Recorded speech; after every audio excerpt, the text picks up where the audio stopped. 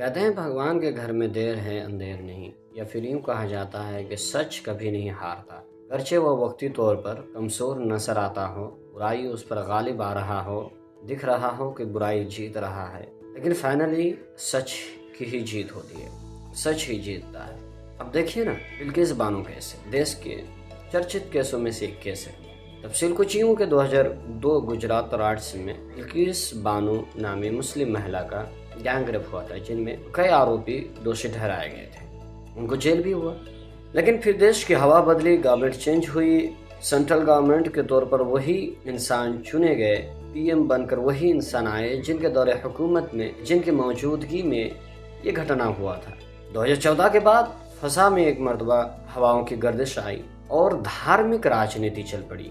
धर्म के नाम पर एक दूसरों को बांटा गया, हिंदू मुस्लिम के नाम पर वोट बटोरने की कोशिश की गई, हिंदू मुस्लिम के नाम पर वोट बैंकिंग बढ़ाने की कोशिश की गई, मस्जिद मंदिर के नाम पर लोगों को बांटा गया, जिसमें वो हुकूमत कामयाबी हुई।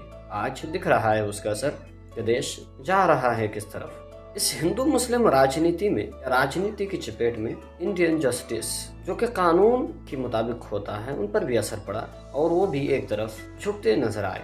यही केस को मद्देनजर रखते हैं और देखते हैं इस केस में उसका असर है कि नहीं। 2022 में कि उन 11 आरोपी जो कि बिल्किस बानो केस के कन्विक्ट थे, 15 अगस्त 2022 को उनको जेल से गुजरात कोर्ट के द्वारा रिलीज कर दिया गया और इसमें हिंदू मुस्लिम का तड़का भी लगाया गया, बैंकिंग बढ़ाने की कोशिश भी की गई और सच में बढ़ा, क्योंकि जब रिलीज हुआ था तो उस वक्त अलग ही माहौल था। बात यही तक न रुकी, बल्कि जब उनको रिलीज किया गया, एक खास कम्युनिटी ने उनका ऐसा स्वागत किया कि मानो जैसे दुल्हा बैंड बाजा बारात के साथ दुल्हन लाने आए हों।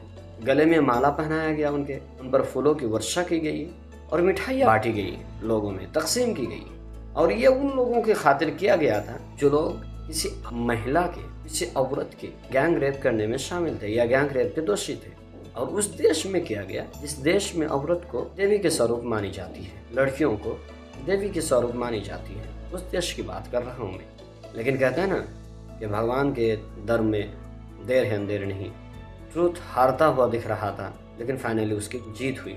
आज सुप्रीम कोर्ट ने ये आदेश जारी कर कहा है, गुजरात कोर्ट ने जिस फैसले के तहत उन 11 रेपिस्ट को जेल से रिलीज कर दिया था, वो अवैध तरीके से किया गया था, वो अवैध है, वो फैसला अवैध, उनको नहीं माना जा सकता। और सुप्रीम कोर्ट ने या सुप्रीम कोर्ट के जजों ने ये आदेश या ऑर्डर जारी किया है कि उन 11 आरोपियों को या 11 रेपिस्ट को 2 वीक के अंदर सरेंडर करना चाहिए अपने आप को।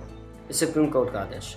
हम उस खास कम्युनिटी से एक अपील करना चाहेंगे कि जो भी हो, जैसा भी हो, जब भी हो, रेपिस्ट है, हैवान होते हैं, खाओ हमारे आरोपी हों या आपके।